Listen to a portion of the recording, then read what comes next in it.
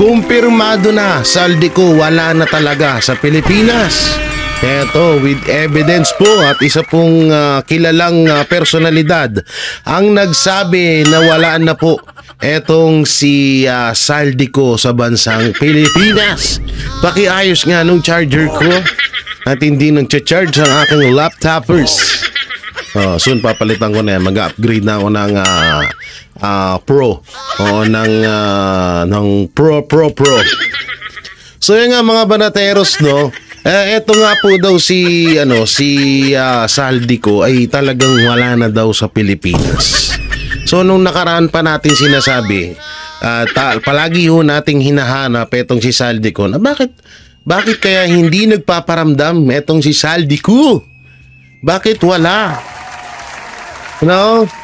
Yan po yung isa sa mga napindot lang ho yun. Oo. Napindot lang ho natin. Testing na natin yung mga effects natin, no? So yun nga, no, at meron pang mga bali-balita, no, na di umano, patay na daw. Na di umano ay etong si Saldico ay pinatahimik na ni Marcos. Merong ganun ng mga bali-balita. So, yun na nga, no, at eto nga, kumpirmado na wala na nga daw sa Pilipinas etong si Saldico. Ayan ang dyan. Paano na lang ho kung no? At bakit pinayagan ng administrasyon na umalis ng ibang bansa? Etong si Saldico, alam naman ho natin na may issue mapatungkol sa flood control. Kasi alam nyo mga banateros, pwede kasing mangyari dito. Unang-una ho, kagaya niyan, yung ibang mga kontraktor, tawag dito, bali-balita, nasa ibang bansa na rin daw yung iba.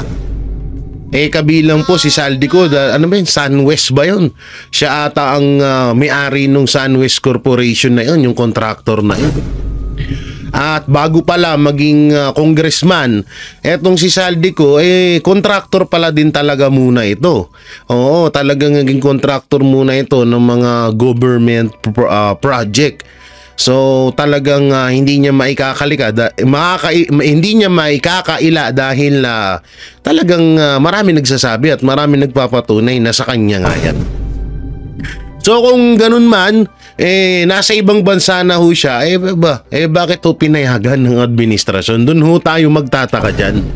Bakit pinayagan na mag-ibang bansa itong si Saldico? So mamaya ipapakita ko ho sa inyo ang tawag dito, ang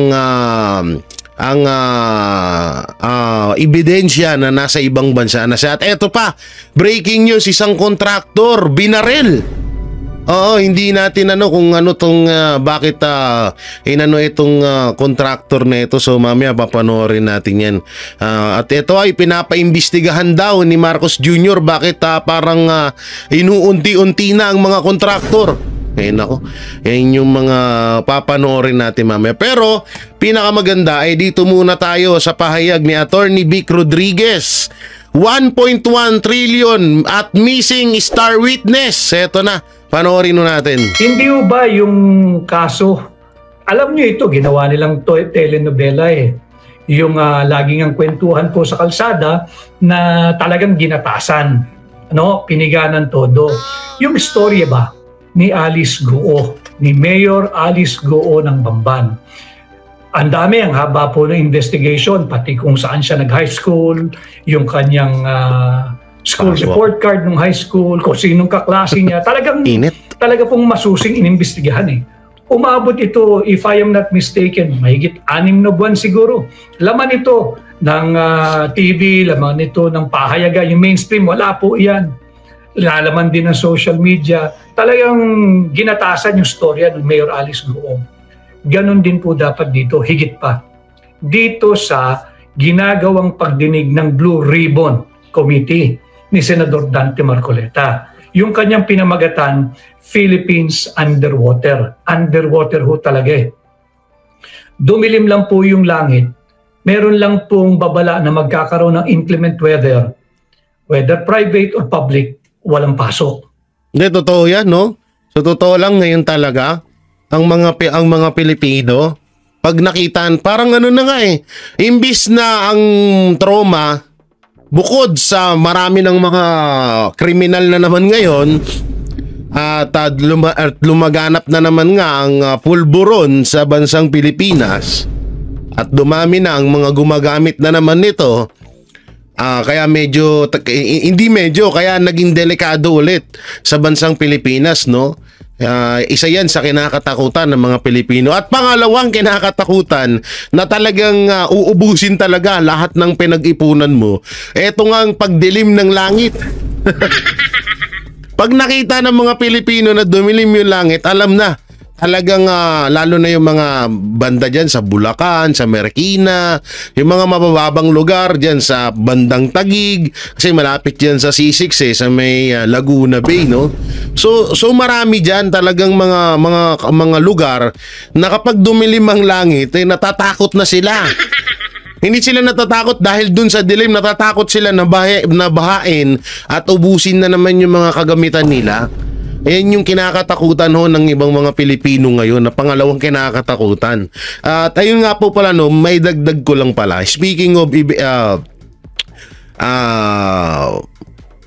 flood control issue, may napanood ako itong isang pastor na talo na pero nanalo pa.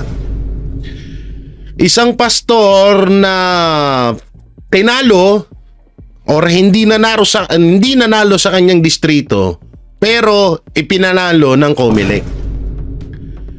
Nakakatawa lang dahil ipinapanawagan niya na mag-imbestiga daw sa Davao. Anak ng timang ka namang hinayupak kang pastor ka. Bakit mo doon dadalhin sa Davao ang investigation? Una, hindi naman nagbabaha doon. Ang dami na hong mga tiga doon, mga tiga Davao, na binablog nila yung mga flood control sa Davao at okay naman. Napakatitibay. Ilang taon na hindi nagigiba.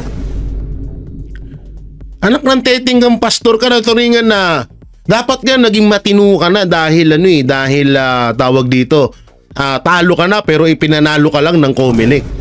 Dapat doon sa puntong yon, naging mabait ka na, umayos ka na. Pero ngayon nagiging balahura ka na naman. Nagiging kung kailan ka tumanda, tsaka ka naging tanga. Sa Luzon nagkakaproblema ang flood control, tapos gusto mong dalhin ng investigation sa Davao. Tanga ka ba? Bobo no? Tanga na naturingang pastor, tapos ganyan ugali mong hayop ka. Kupal! Hindi talagang kupal yan, kupal. Kung kailan tumanda tsaka naging abnormal ang hayop. Ang pinag-uusapan flood control dito sa Luzon, tapos tuturo mo sa Davao. Samantalang ang daming ebidensya na okay ang flood control doon sa Davao, tapos doon mo na naman ibabato yung issue. Ngayon, alam na namin kung bakit ka ipinanalo ng COMELEC. Alam namin kung kasi yan na naman ang gagawin mo. Banatan ng mga Duterte. Yan ang papel niya Kawawa po yung ating mga kabataan. Lalo po itong magiging mangmang. At wala po tayong biro. Nagsimula ang opening ng school year 2025-2026.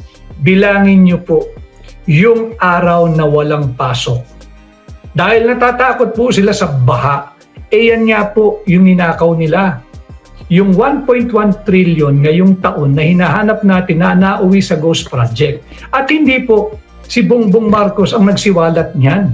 In fact, siya nga po yung sinasabi kong most guilty dyan. Sapagkat pinirmahan niya itong 2025 anomalous, illegal, invalid, unlawful, criminal, and unconstitutional 2025 budget kahit alam na niyang depektibo.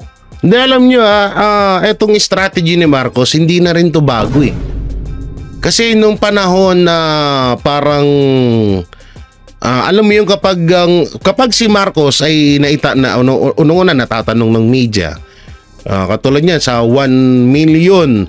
Halimbawa yung 1 million per year na pabahay project ng administrasyong Marcos. Kapag natatanong siya at hindi niya masagot-sagot 'yun, at ang gagawin niya ay parang maghahanap siya ng pwedeng sisihin. Katulad na lang nung nangyari sa Yolanda pagpunta niya. Hindi pa daw tapos ang project ng Yolanda, pero totoo naman yun. Hindi pa tapos yung mga pabahay project doon, pero nasa 15% na lamang po yung magiging trabaho ng Administrasyong Marcos sa Yolanda, sa mga nasalanta ng bagyong Yolanda. Nung panahon ni Ninoy at ni Pangulong Duterte, halos nasa 80% na lang po or nasa 90% na lang po ang naiwan. Sa totoo nga lang, nung panahon ni Aquino, ang nagawa lang ata dun 30 to 40%. Ang eto naman si Pangulong Duterte, nasa 50 to 60% ang nagawa doon sa mga nasalanta sa Yolanda. So doon matatandaan nyo, ang ginawa ni Marcos isinisi na naman sa dalawang administrasyon. Kesyo hindi daw tinapos yung dalawa, yung mga unang presidente.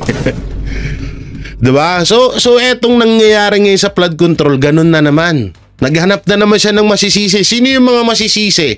Yung mga kontraktor. Yung mga kontraktor. Kaya minsan alam nyo dito sa mga kontraktor na to, mas maganda siguro kung sabihin nyo kung sino yung mga nasa likod nyo. Kasi sa totoo lang, hindi ko sa kinakampihan sila.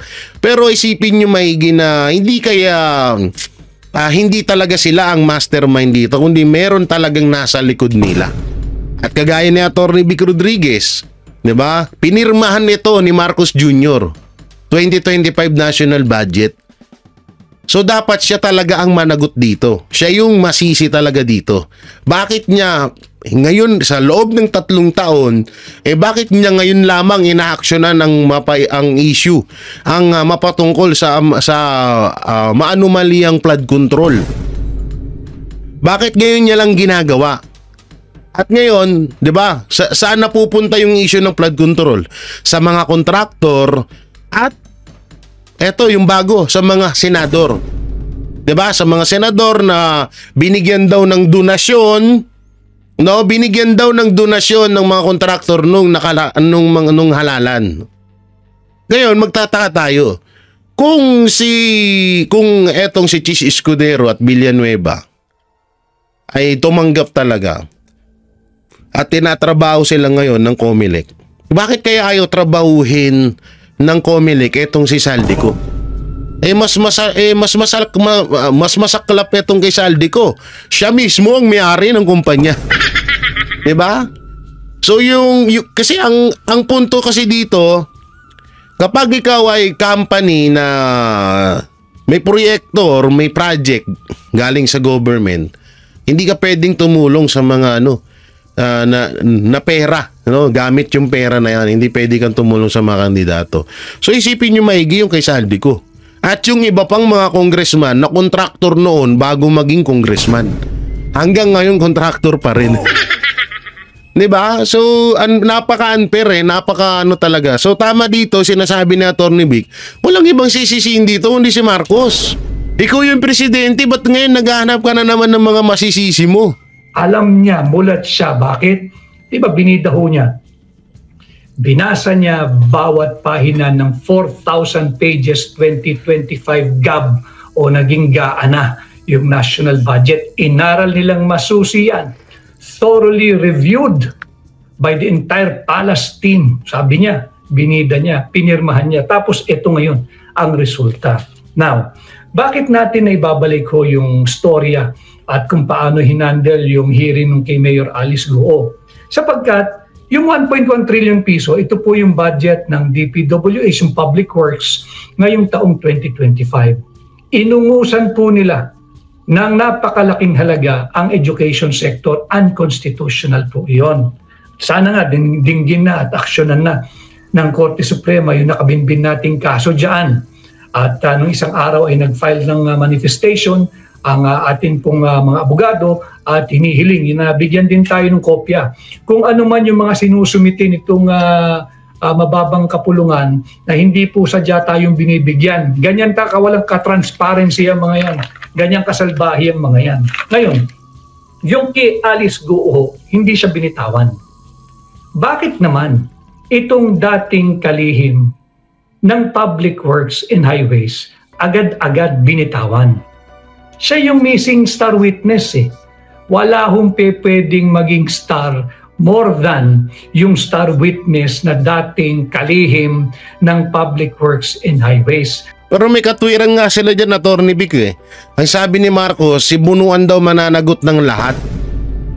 Hindi pa pwede rin. Eh dito ako hindi ako sangayon doon na lahat si Bunuan mananagot. Sasaluhin ni Bunuan lahat ng pananagutan sa flood control. Hindi, dapat lahat dyan panagutin, hindi lang si Bunuan. No, nabwisit nga ako dun sa isang balita na yan, pinagmalaki mo pa na si Bunuan lang ang mananagot. Si Bunuan ang sasalo sa issue na yan. Eh kung si Saldi ko nga nasa Amerika na, baka yan mga bukas sa Makalawa, wala na rin yan dito sa Pilipinas. Na si dating Secretary Manny Bonoan. Bakit siya agad-agad dinismiss? Tama. Bakit siya agad-agad in-exempt sa pagdinig? Tama. Siya nga yung hepe nung ahensyang hitik, siksik, liglig, umaapaw sa kurakot, sa korupsyon, kung bakit tayo ngayon nakalubog sa tubig, kung bakit ngayon isinasagawa ng Blue Ribbon Committee itong pagdinig with the title Philippines Underwater. Hindi siya dapat binitawan. Nga yung mahirap dyan no? Sa totoo lang, dapat din talaga hindi binitawan yan si Bunuan kasi talagang yan biruin mo yung corruption dyan. Tapos ito pa pinakamalupit. Yung mga tao na hearsay lamang, yung mga ibinibintang kaso katulad lang ni Pastor Apollo Siki Buloy. Salita lamang yun, wala silang maipakitang ebidensya. Pero asan si Pastor? Nakakulong. Eh di hamak na mas gugustuhin kong malaya si Pastor kaysa kay Bunuan. Tingnan nyo, kahit nga ngayon na nakakulong yung tao, tuloy-tuloy pa rin yung tulong, scholar sa mga kabataan, tuloy-tuloy pa rin yung pagpapaaral sa mga kabataan, pagbigay ng pagkakitaan sa mga magulang ng mga kabataan. 'Di ba? So, eto si Bunuan, ano bang nagawa niya? Tanungin ko nga kayo. Tapos ngayon, hindi masampasampahan ng kaso ni Marcos Jr. Talagang talagang malaking palabas lang to ni Marcos Jr. ng administrasyon. Biruin nyo, harap-harapan na yung mga magnanakaw, nakaharap niya mismo, na inamin na mismo Tapos eto, dito talaga akong takanta Sinabi mismo ni former Secretary Bunuan na bago sila magbigay ng pera na 20%, na 15% sa mga kontraktor, nangihingi muna sila ng 20% na makikita nilang may nagawa na ang mga kontraktor sa isang project. Tapos 10 daw na tao sa DPWH ang pinagdadaanan ng pera na yan bago daw maibigay sa kontraktor. Pinagmalaki niya pa yun. Pero ang nakakaloko dito, hindi mo na chine-check ng DPWH kung meron talagang nagawa. At kung meron talagang ginagawa itong mga kontraktor na to. Bakit ngayon may ghost project? Tapos ngayon inamin niya na meron daw talagang ghost project. So sino may kasalanan? Sino ang dapat kasuhan doon? Di ba sila? Mismo si Bunuan, siya yung secretary. Alangan naman si yung driver lang ni Bunuan. Alangan naman si Boy Piquet. Yung yung pautal-utal dun sa Senate hearing, yung sa Wawaw Builders ba yun? Di ba? So talagang nakakaloko na lang talaga tong nangyayaring flood control na to. Kaya alam nyo, wag lang sanang antayin ng administrasyong Marcos na kung anong ginawa ng mga tiga-Indonesia sa mga politikong nakaluklok sa kanilang gobyerno na sobrang korap. Nag-alsa po ang mga tao doon sa Indonesia para patahimikin or patigilin na ang talagang talamak na nakawan sa kanilang sa kanilang gobyerno. Dumarami ang korap. Ganito yung nangyayari dito sa atin ngayon eh. Huwag sanang antayin ng administrasyong Marcos na magkaganyan. No? Talagang ay nako po. Siguro ngayon itong mga kababayan natin nagtitimpi lang. Ako po hindi ko sila pinupush disclaimer tayo, hindi ko sila pinupush na labanan ng gobyerno, pero sa totoo nga lang ako'y natatakot na baka mamaya mag-alsa talaga na ang mga Pilipino dahil sa ginagawa ngayon. Biruin mo si Secretary Bunuan hindi man lang kinakasuhan. Si pastor na puro salita lang yung binibintang sa kanya, nakakulong. Ganon din kay Tebes. Ganon din sino ba tong pulis na to? Marami pa. O si Pangulong Duterte, ganon din. 'Di ba?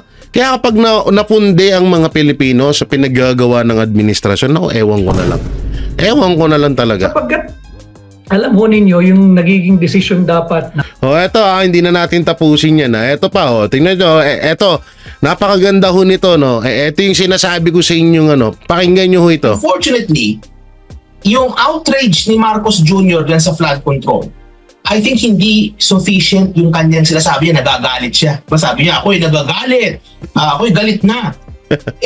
Galit ka nga, pero wala namang nakukulong sa kasalukuyan. Walang nakakasuhan. Tama. Kailangan merong makakasuhan dyan. If Marcos Jr. is really true to his word, no? Na sa palagay ko, gusto niya yata, ang legacy niya is anti-corruption, ito na yung magandang opportunity to do that. But totoo. Until such time na wala nakakasuhan at walang nakukulong, sabi nga ng ating mahal na ikalawang Pangulo, sarswela lang lahat yan, Jade. Pagbabago sa struktura. Totoo yan katulad yung sinasabi ko, di ba? Kaya nga itong si BP Sara tsaka si Acting Mayor Basti Duterte na nagsabi na ito ay isang palabas lamang ng administrasyon. Naku po. Sa oras na wala talagang makasuhan dito at puro contractor lang, wag ho tayong pumayag Wag ho tayong pumayag na puro contractor lamang ang makasuhan dito. Ang una-una nandyan ang DPWH. Yung sinasabi ni Bunuan na 10 mga bago makakuha ng pera mga kontraktor. Lalong-lalo na si Bunuan. Pangalawa, yung mga congressman, yung mga politiko na nasa likod ng mga kontraktor na yan. Kasuhan din. Hindi lang pwedeng ibabagsak lang lahat ng sisi sa mga kontraktor. Hindi ganoon. Dapat lahat makasuhan dito sa issue ng flood control. May structural change yung sinasabi namin sa economics, no? Kailangan magkaroon ng pagbabago sa struktura. A good start to this, Jade, is yung pag-create ng tinatawag na parang Transparency Commission or parang Office of Government Transparency. Kasi tinan mo sa ngayon, Jade, kapag ka maghahanap ka ng impormasyon about halimbawa mga flood control project or mga infrastructure project, if you try to find information, ang hirap maghanap You go to a website ng isang ahensya ng gobyerno, you have to navigate through and then you realize wala pala dun yung informasyon. May freedom of information, pero parang walang ngipin yung freedom of information na yan. You request the information and then walang darating sa'yo. So, kinakailangan maglagay talaga ng opisina, Office of Government Transparency, na kung saan yan, opisina na yan, ang magpapublish ng impormasyon sa publiko. No, mapa government infrastructure project yan, up to Jade, doon sa sahod ng mga taong gobyerno.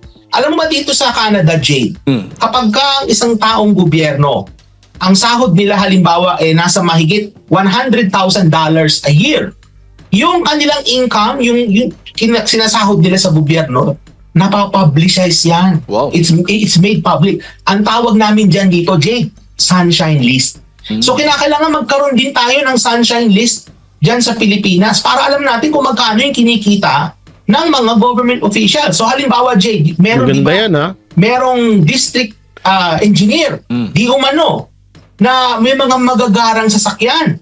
At may mga district engineer din, di umano, na linggo-linggo yata sa casino. So, I mean, kung ganyan ang lifestyle ng isang taong gobyerno, saan niya kinukuha yung pera na yan? We don't know because hindi nakapublicize kung magkano yung sinasahod nitong taong ito. Di ba may mga SALN? Yung SALN naman, hindi naman siya publicly available. Although they say that the SALN is a public document, but yet the SALN is not publicly accessible. Hindi ba kalokohan yon? Kaya kinakailangan magkaroon tayo ng tinatawag na Office of Transparency or Office of Government Transparency. And what that office will do is it will make things that were not known to the public that they should know, known. That includes yung SALN. Although, to be fair, may mga bagay sa SALN na I think alanganin din i-disclose kasi masyadong personal. Pero halimbawa yung sinasahod ng taong gobyerno, dapat yan publicly available na yan. Eh, di ba? So, para sa totoo lang, yung SALN na yan, wala rin yan eh. Kaya nga rin, sinabi ko nga sa inyo, halimbawa ako ay magnanakaw sa kaban ng bayan. So, utak gagamitin ko, syempre. Pwede kong gawin na mag-hire ako ng isang tao na hindi ko kilala, hindi ko kamag-anak. Gapagawan ko siya ng bangko. Doon ko ilagay sa pangalan niya yung pera na nananakaw ko sa kaban ng bayan. Sabihin na natin, bilyon-bilyon. Etong bilyon na mga pera na to, sabihin ko lang na bigyan ko lang siya ng 20 million. Ba, hindi niya na pag-e-interesan yung pera ko. At kilala niya ako, maaari ko siya ipapatay kapag tinarantado niya ako, kapag may ginawa siya doon sa pera ko.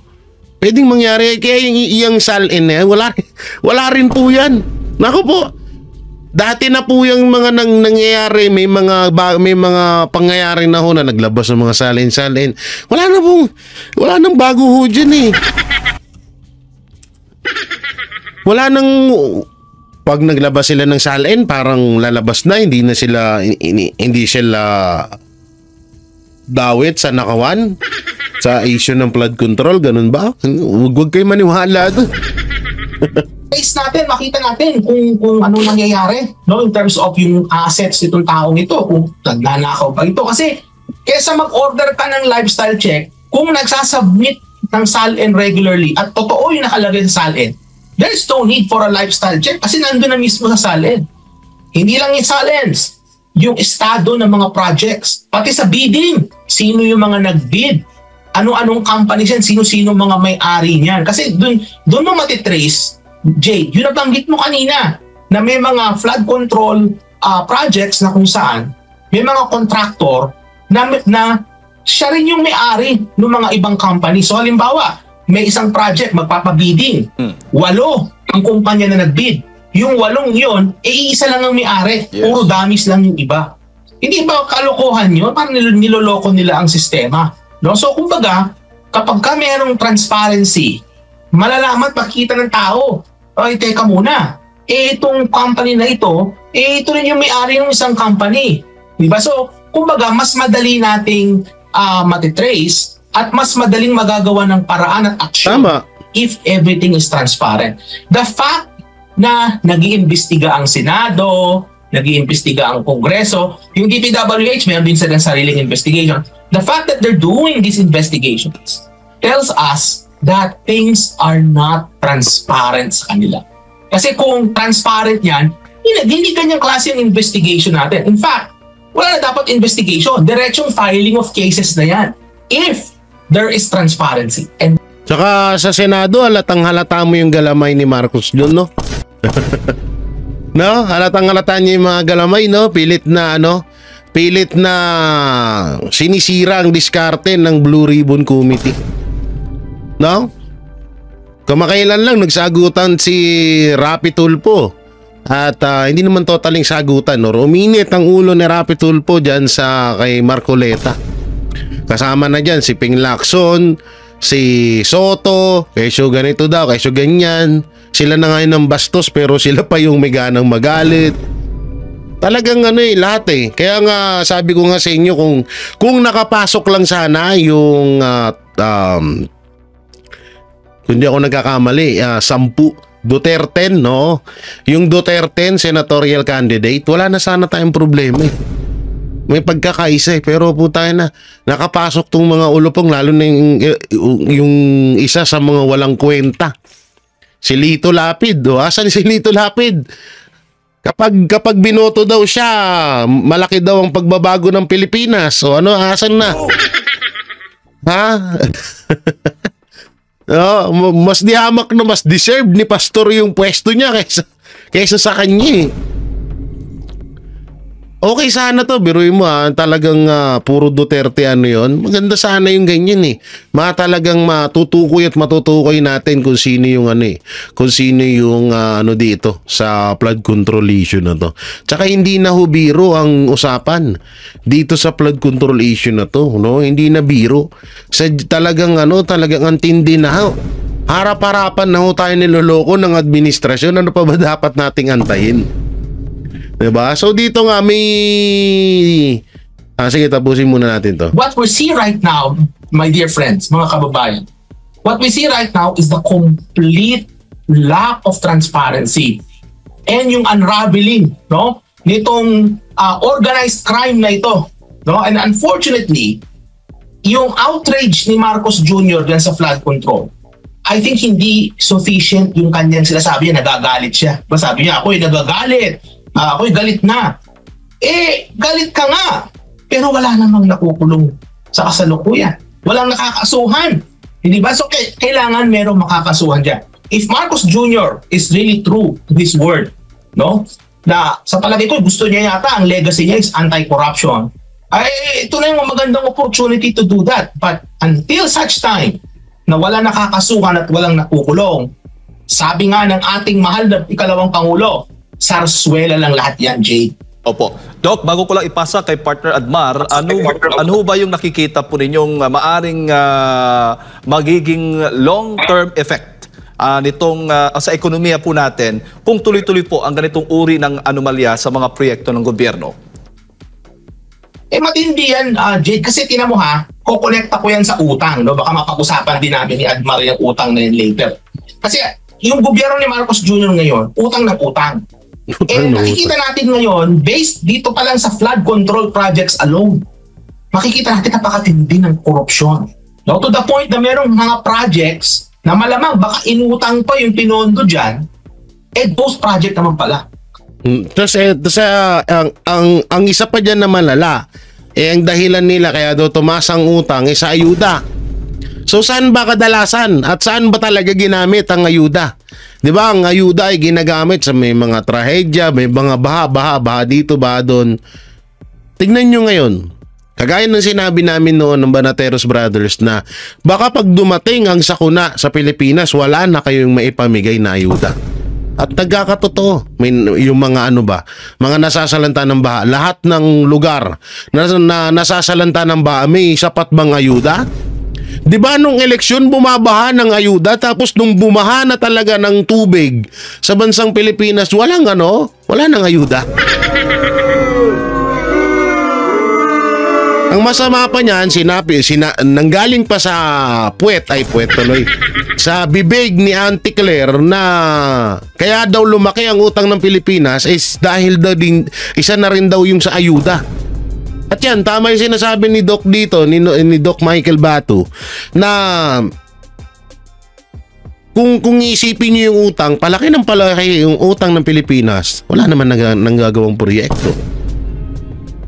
Tapos, kaisa-isang proyekto, yung flood control na yan, na pwede pang ipagmayabang ng Administrasyong Marcos, putay na, ang dami pang korupsyon na nangyayari. Tapos, yung presidente, walang alam. Ayun yung malupit doon. Walang alam yung presidente. Tapos ngayon, pinuntahan niya na yung bawat distrito. Nasa tabi niya na mismo. DPWH Bunuan. Hindi niya pa rin kinasuhan. Tropa ng pinsan niya yung isa sa mga dawit dito sa flood control issue na to na nagmamayari ng SunWest Corporation. Corporation ba tawag doon? Inc. pala. Incorporation, tama ba? Sige, yun basta yun na yun. So, siya may-ari nung company na yun na isa sa pinakamalaki ang nakuhang budget dyan sa flood control issue na yan. Tapos hindi niya ginagawa ng aksyon. Eh, malupit pa nga dito eh. Yung ano eh, yung Congress nagsagawa ng ng hearing, hindi nila pinapapunta si Saldico. Ang katwiran pa nga nung bugok na pastor na kung kailan tumanda tsaka naging tanga, eh mag-imbestiga daw sa Davao. Dito yung problema sa Maynila, mag-iimbestiga ka sa Davao? Anak ng teting ka, saan binaril si Jose Rizal? Tapos isisisi mo kay Apolinario Mabini? Ano to? Si Lapu-Lapu ang pumatay kay Magellan, tapos ang sinisi mo si General Luna? Ganun ba yon, Pastor Benny Abante? Pangalanan na kita. Anak ng teting ka naman, no, congressman, no? Kung kailan tumanda ka, tsaka naging tanga. Ang tagal mo ng congressman dyan sa distrito ng Maynila, tapos ngayon ka pa nagkaganyan? Dapat ka maging mabait ka eh. Patalo ka na, nanalo ka pa. Ang sarap lang talaga sa feeling pagkakampi mo yung Comelec eh. Sure win ka eh. No, ang sarap sa feeling, no? Oh, tingnan mo si Abante. Di ba? Talo na yan. Ang laki-laki ng ano niya. Nasa batas din na bawal iluklok ang katunggali ng ano. Kaya nga yung kay Vice President Sara Duterte na pagtakbo sa 2028 election, delikado yan. Kahit gaano kataas ang boboto ni Vice President Sara Duterte sa mga magiging kalaban niya, yan, nandiyan sila Romualdez, Risa Anlivirus, yung mga Tulpo, yan, si Lenny Robredo, si Kiko, si Bamakino. So, yung mga yan, kayang talunin si Vice President Sara Duterte sa pamamagitan ng Comelec. Halimbawa lamang ang boto ni Vice President Sara Duterte, 4 million. 45 million. Ang boto ng mga kandidato to ng mga nasa 20. So lamang ng 25 or lamang ng lamang ng 15 million ang alamang ng 25 million ng etong si Vice President Sara Duterte. Pero dahil may nakikitang anomalya ang Comelec, hindi nila ipapanalo si VP Sara Duterte. Ipapanalo nila baka si Romualdez o kaya si Risa Ontiveros. Ang galing, di ba? Ay nako, kaya alam mo yung mga ganyang katangahan ni Benny Abante, alam mo may balik din yan sa iyo eh. Dati may naaalala ako na ano talaga eh, pero tsaka ko na lang ikwento pag ano. May magandang story diyan eh. Storya diyan kay Benny Abante. So babalik tayo rito. So ibig sabihin for that specific project, mga kababayan, 100% po ang napunta sa grafting corruption. Grabe. Kung nasusubaybayan niyo po yung mga dati kong So ibig sabihin mas malaki pa yung napunta sa corruption kaysa sa project mismo. interview dito sa stasyon ng SMNI. Nabanggit ko noon na may mga pag-aaral, no, na up to 50% ang napupunta sa grafting corruption. But what we discovered this past few weeks, no, nagpunta si President Marcos sa isang flood control, yung ghost, no, flood control project sa Bulacan. Walang flood control na nangyayari, walang project, walang construction. Ibig sabihin, mga kababayan, 100% ng budget na dapat napunta doon, napunta lang po sa grafting corruption. Masama pa niyan, nakita niya na harap-harapan yun Wala pa rin siya ginagawa hanggang ngayon. Eh may bago nga siyang interview, mag-iimbestiga pa rin daw sila. Hindi ba nakakapanlumo yan? Sa Indonesia, nagwawala na yung mga tao. Yan. Diba? Ang issue sa Indonesia was that nagdagdag ng allowances, may mga pabahay yung mga politicians doon, nagwala na yung mga tao. Eh dan sa Pilipinas, nakangiti pa rin tayo kahit binabaha na tayo. Mga kababayan, we need to wake up. We need to do something. No? Kailangan kumilos tayo kasi hindi po pwede na ginaganito kayo ng gobyerno. Isipin nyo, 100% ng budget, inutang ito. Napunta lang sa bulsa ng kontraktor, napunta sa bulsa ng congressman, napunta sa bulsa ng mayor, kung sino man, district engineer, napunta sa mga opisyal. So the thing is, ang laki ng epekto nito sa ating ekonomiya. Kasi yung utang na yan, mga kababayan, that is not free. yan po binabayaran yan at may interest po yan. At napunta lamang sa bulsa ng iilan, napunta sa mga magagarang sasakyan, napunta sa mga tinatawag natin, Jade, yung mga nepo babies, no? Di ba ngayon, it's very viral ngayon yung mga nepo babies na yan.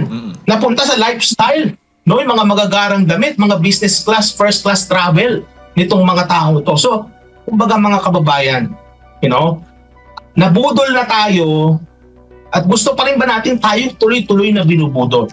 Tama. At some point, we have to... Gusto nila yun eh. At sa palagay ko, itong nangyayari kay Marcos Jr., ito'y puro palabas lang sa palagay ko. Unfortunately, puro palabas lang. Kasi hanggang ngayon, walang nakukulong eh. Walang nakakasuhan. And on top of that, makikita nyo sa hearing sa Senate, sa Congress, parang may mga iniiwasan silang pangalan. Pag may mga pangalang mini-mention, parang may mga nag-o-oppose. Makikita mo merong hesitation eh. So sa palagay ko, ito lahat, it's all for a show. Nako, no. So yan galing yan kay Dr. Michael Bato na ito ay isang palabas lamang. So dito naman tayo mapunta, no. Etong mga tiga DPWH na DPWH ba? Ito ba, basahin natin. Ilang individual or ilang dinawit na sa anomalyang flood control ay nakalabas na ng bansa. Naku po, ito na nga. Ito na yung balita. Panoorin natin. At kaugnay niyan, nangyari na nga ho ang pinangangambahan dahil ibinunyag mismo ng chairperson ng Senate Blue Ribbon Committee na nakapuslit na palabas ng bansa ang ilang mga sangkot sa manumalyang flood control project. Ito'y batay sa kanyang mga nakalap na mga impormasyon. Pero hindi umano niya ito mapipigilan dahil wala pa namang kasong silang kinakaharap. Kunin natin ang live report ni Mean Corbera. Mean, binanggit ba ni Senador kung sino itong mga nakapuslit na ng bansa? Alex, hindi pa pinapangalanan pero isa sa mga kontraktor ay pinadalhan ng show cause order ngayong araw para ipaliwanag sa loob ng 3 araw bakit hindi siya aarestuhin o maaring ipakulong ng Senado. Yan ay dahil sa patuloy na pangiisnab sa pagdinig ng Senado. Nagbanta si Senator Marcoleta na hahabulin at ipapaaresto ang sinumang kontraktor at iba pang DPWH officials na mabibigong sumipot sa mga pagdinig ng Senado. Nakalabas na umano ng bansa ang ilan sa mga idinadawit sa maanumalyang flood control project sa bansa. Ayon kay Senator Rodante Marcoleta, ang chairman ng Senate Blue Ribbon Committee, nakatanggap. Wala pa daw silang kaso kaya pwede pa daw yun. Ang lupit. Grabe, ang galing nyo, palakpakan. Fuck you. Putang ina kasi. Nakabwisit no? Yung mga dinawit sa issue ng flood ko wala na sa ibang bansa. So, alam na this. Sana impormasyon na nasa Amerika ng ilan sa mga contractors na una ng pinangalanan ni Pangulong Bongbong Marcos na nakakuha ng malalaking kontrata sa DPWH. Gayunman, hindi maituturing na tumakas o nagtago ang mga ito at hindi naman sila maaring pigilan ng komite lalo't wala pa naman silang kinakaharap na kaso. Hindi naman ibig sabihin lumabas dahil doon. Merong nandyan sa ibang bansa. Malay mo, baka umuwi naman sila. Hindi ko naman sinabi na nagtago. Kusang tumakas. Hindi. Malay mo, baka umuwi naman sila. Ano din si Senator Marcoleta no? Kasi sa impormasyon inahanap nga kung present sila, may nagsasabi nga sa ibang bansa. Sa ngayon, inisyuhan na niya ng Blue Ribbon Committee ng show cause order si Edgar Acosta, ang presidente ng High Tone Construction and Development Corporation na una nang ipinasabpina ng komite pero hindi pa sumipot sa ikalawang hearing nitong Lunes. Sa show cause order, pinagpapaliwanag si Acosta bakit hindi siya dapat ma-cite in contempt. May mga procedure kasi tayo, kailangan show cause order, pagka hindi naman niya in-observe yun, sabina, kapulan sabina, mapipilitang buwaran. So, para naman hindi na masyado tayong mabalasik, hindi naman yun ang ating ipakay. Ipakay natin, makatulong sila para mahanap natin ang maraming kasagutan sa maraming tanong na nakabaon sa baha. May una ng kahilingan ng komite sa Bureau of Immigration Immigration na isuhan ng lookout bulletin order o isailalim sa watchlist sina dating DPWH Bulacan 1st District Engineer Henry Alcantara at Bryce Hernandez kasama ang 35 iba pang personalidad. Para kay Senator Jinggoy Estrada, ang pag-alis sa bansa ng ilang sangkot sa anomalya ay maituturing na pag-amin ng kasalanan o guilty na sa katiwalian. Pagkaroon ng lookout. Oo. And pag umalis ka, that is an admission of guilt. Right means guilt. Ngayon, ayon kay Marcoleta, may ilang kontraktor ang nagpadala ng feelers sa kanya na handa umunong tumistigo, pero ina-assess pa kung hanggang saan ang nalalaman nito. Kailangan anyang alamin muna gaano kalawak ang kanyang impormasyon sa mga umano'y anomalya sa flood control Yan projects, kung ituturo ba ang mga posibleng kasabwat at kung magtatapat ng buong katotohanan. Alam nila, merong mga feelers, kaya lang, ang aking sinasabi, gusto ko murang makita yung extent ng kanilang sasabihin. Nalalaman sila. Yan dapat, usisain muna yung mga witness. Hindi yung basta salang ka lang. Ganito dapat, Risa, oh. Eh kung wala namang bago, paano naman yun? So, pinaka maganda, ma-determine natin. Ano ba sasabihin mo? Meron ka bang ituturo? Magtatapat ka ba? At pagkatapos, saka natin titimbangin. Samantala, isinampinan na ng Senado ang asawa ng tinaguriang Queen of Flood Control na si Sara Diskaya na si Queen of Flood Control. Dahil alam nyo dito kay Diskaya, medyo ano rin dito Alam nyo, mas maganda siguro gawin ni Diskaya, sabihin niya kung sino talaga yung ilaglag niya na rin ng DPWH kung meron talagang nasa likod nila. si Fico Diskaya. Sinikita ko parang pinag-iinitan lang sila no? Parang pinag-iinitan lang sila. Pacifico ang nakalista na may-ari ng ilan sa 9 na construction companies na ginagamit ng pamilya Diskaya sa pagpasok sa mga government contracts. Ipinasabihan na rin ng iba pang opisyal ng DPWH sa 1st District ng Bulacan, kabilang na sina Engineers JP Mendoza ang Chief of Construction Division at Engineer Juanito Mendoza ang Accountant 2. Ipinatawag na rin ang General Manager ng Darcy and Ana Builders na si Darcy Kimel Respicio ang General Manager ng kumpanya. Ang Darcy and Ana Builders ay una nang tinukoy ni Senator Ping Lacson na nasa likod ng mga ghost projects sa Bulacan. Alex, sa ngayon naipadala na ng Blue Ribbon Committee sa Department of Justice, particular na kay Secretary Boying Remulla, yung kanilang request na maisailalim sa lookout bulletin o watch list yung 35 mga personalidad, kabilang na dyan yung mga contractors at mga DPWH officials at iba pang idinadawit dito sa maanomalyang mga flood control projects. Sabi ni Marcoleta sa Lunes ay kailangan humarap ang mga ito sa ipinatawag na investigasyon. Pinag-aaralan na rin, Alex, ng komite na magsagawa ng hearing tuwing Friday o kaya ay Huwebes kung kailan walang sesyon ang Senado para daw maging mahaba yung kanilang pagdinig at investigasyon dito sa maanomalyang issue. Alex. Ay, salamat no na pagtanto nila na gusto ng taong bayan yung medyo mahaba-haba na hearing, hindi yung nagmamadali dahil 2:00 may session na sila. Okay, isang tanong Mayan. May simpleng banat ka Sir Alex Pagtanto, salamat. Napasalamat tuloy yung si reporter ng Net25. Daling salita, hindi na papayagan o di kaya hindi na i-entertain ni Senador Marcoleta itong mga pinapadalang representative na mga kontratista at maging na mga DPWH officials. Tama ba ako? Oo, Alex, kasi wala naman daw silang maisasagot. Ang kailangan daw ang nasumagot yung talagang may-ari at nung nakakaalam ng lahat ng proyekto at lahat ng dokumento tungkol dyan sa mga flood control projects. So ibig sabihin sa Lunes, simula sa Lunes, kung may representative na darating dyan, uwi, parang gano'n. Hindi naman papawin, Alex. Pwede naman silang manood at umupo doon sa gallery ng Senado. Pero priority pa rin na nandun sa harapan at sumagot sa tanong ng mga senador yung mga ipinatawag na resource person.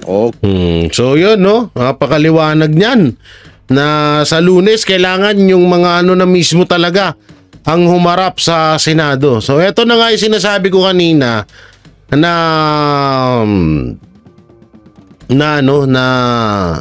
nasa ibang bansa na etong si Saldico. Ito lang, hanapin lang natin ha. Hindi ko pala na-prepare kanina. Oo, hindi natin na-prepare kanina, no. So marami tayong papakita din dito. Siguro yung sa contractor na iniisa-isa mamaya na yun.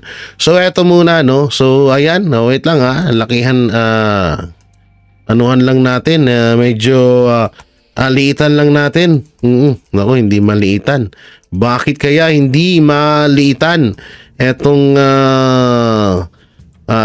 eto. Ito ay post ni Ma'am Cathy Binag, no? Ito ay post ni Ma'am Cathy Binag. Ngayon lang din po, hindi ko po post ito si Cathy Binag po. Kung may kakasuhan po kayo, si Ma'am Cathy Binag na lang. Tinuro po si Ma'am Cathy, no? So ito po kasi post ni Ma'am Cat at talagang sureball na, no? Sureball na po na etong si ano ba naman tong mouse ko na to? Etong si Saldico ay wala na sa Pilipinas. So ayan ang linaw po 10 hours ago na post ni Ma'am Cathy na etong si Saldico ay nasa Amerika na. Ang galing.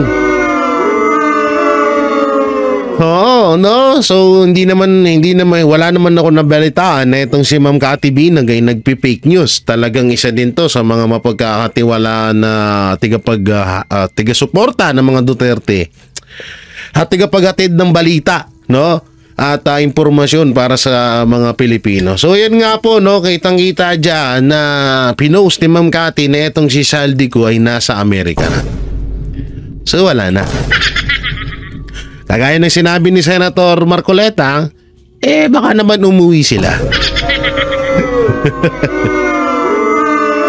So yan, no, ayan, mga barateros, mga kabiyaya. So anong maikukomento nyo dito? Wala na sa Pilipinas etong si Saldico.